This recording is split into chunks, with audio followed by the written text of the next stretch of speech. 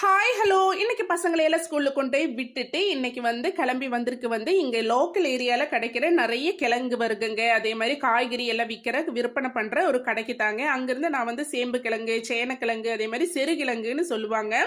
ரொம்ப நல்லது இது பசங்களுக்கு கொடுக்கறது. ஸோ அதனால சீசனல் ஃப்ரூட்ஸ், காய்கறி, அதே மாதிரி கிழங்கு வர்க்கங்கள் எல்லாம் பசங்களுக்கு எப்பவுமே நம்ம அதை தவிர்க்காம நீங்க கொடுங்க. அதுதான் நோய்க்கு எதிர்ப்பு சத்து கொடுக்கும் பசங்களுக்கு. அதுக்கப்புறமா சாப்பாட்டுக்கு அரிசியை போட்டுட்டு இப்போ நான் சேம்பு கிழங்கு தான் இன்னைக்கு பருப்பு போட்டு வைக்க போறேன்.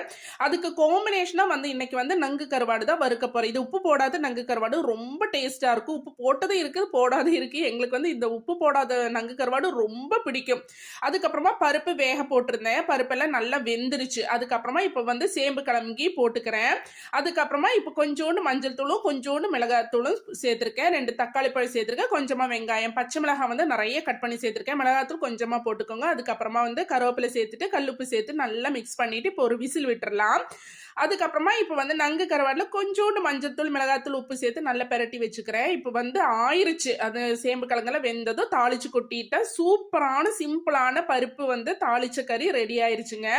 இதுல புளிகிளி எதுவுமே சேர்த்த வேண்டாம். சும்மா நம்ம பருப்பு தாளிக்குவோம் இல்லைங்களா, அதே மாதிரி. ஆனா தக்காளி இதெல்லாம் தான் சேர்த்திருக்கேன் ஜாஸ்தியா. அதுக்கப்புறமா இப்போ நங்கு கருவாடு சேர்த்து சுட சுட சோத்துக்கும் அந்த குழம்புக்கும் அந்த மீன் கருவாட்டுக்கும் ரொம்ப டேஸ்டா இருந்துச்சு பத்தியானா. அதுக்கப்புறமா பையனை போய் ஸ்கூல்ல இருந்து கூட்டுறதுக்கு தான் போயிருந்தேன்.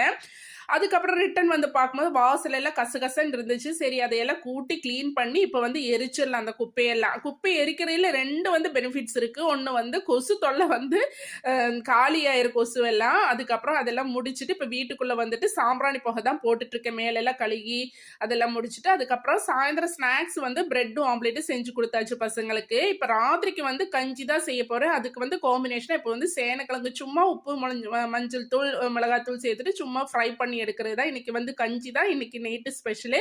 உங்களுக்கு எல்லாருக்கும் என்னோட வீடியோ பிடிச்சிருந்தா, கேரளா ஃபுட்டு பிடிச்சிருந்தா என்னோட சேனலை கண்டிப்பா சப்ஸ்கிரைப் பண்ணி சப்போர்ட் பண்ணுங்க. அதுக்கப்புறம் இந்த ஊறுகாய் எல்லாம் இருந்துச்சு. இன்னைக்கு இவ்வளவுதான். உங்களுக்கு எல்லாருக்கும் என்னோட வீடியோ பிடிச்சிருக்குன்னு நினைக்கிறேன். நிறைய வீடியோஸ் நான் போஸ்ட் பண்றேன்.